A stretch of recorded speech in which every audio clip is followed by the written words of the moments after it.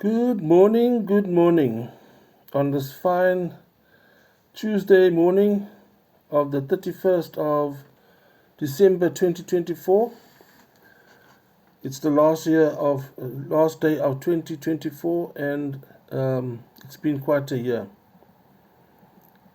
Today I would like to talk about crime and safety and the efforts to combat crime in South Africa.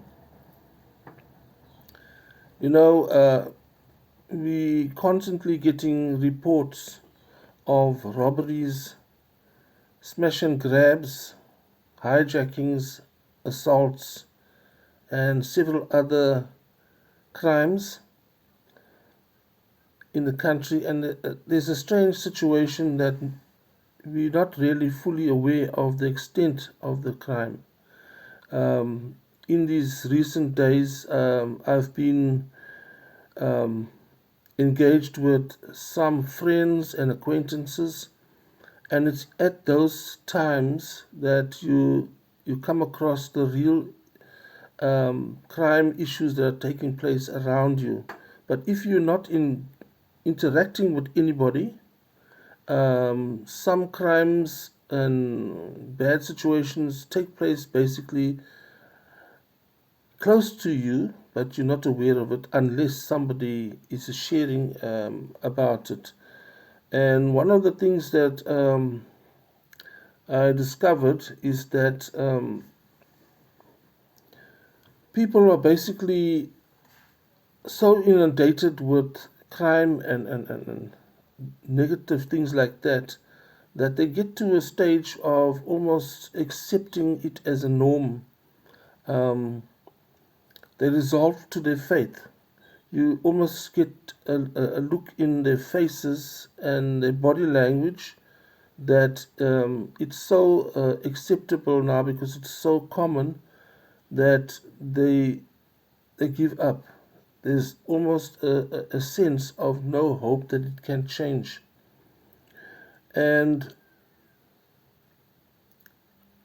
let's look at the efforts in this country to combat crime. I've served several years on the CPF, which is the Community Police Forum, which is a body that's established through the law of South Africa to assist the police in combating crime. And the whole idea is to involve the community in assisting in crime prevention and safety. And the idea is to assist the police. The makeup of the CPF is that several community organizations are invited to become members of the CPF, and all they need to do is to fill out the application forms, and then they can apply to become members of the CPF.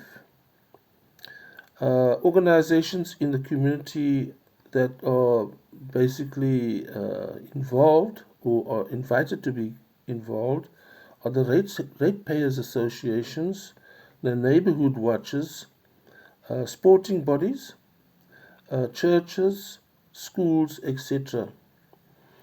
Now, you'll find that churches and schools don't seem to be well represented on the CPF, but I'll speak about it in another video because this topic is a bit meaty, cannot be done in one video. Generally, a CPF gets representation from these organizations. They do their elections, etc., and then they get represented on the CPF, and they will meet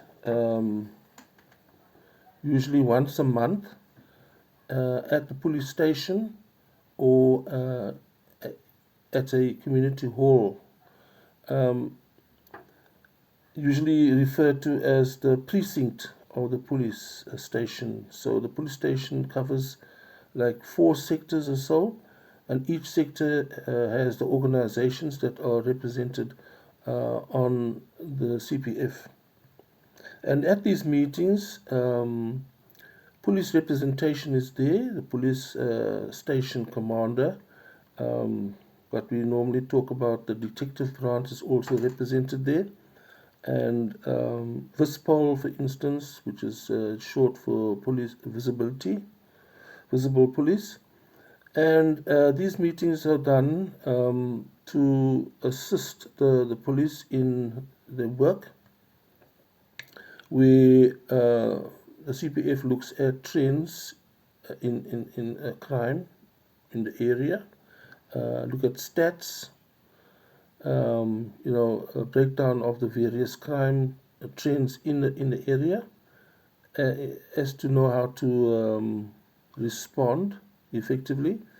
And then there's also a look at the hotspots where there seems to be a lot of the certain kinds of crimes taking place, and how to combat crime there, and various challenges that the community finds in this whole matter. What's important is that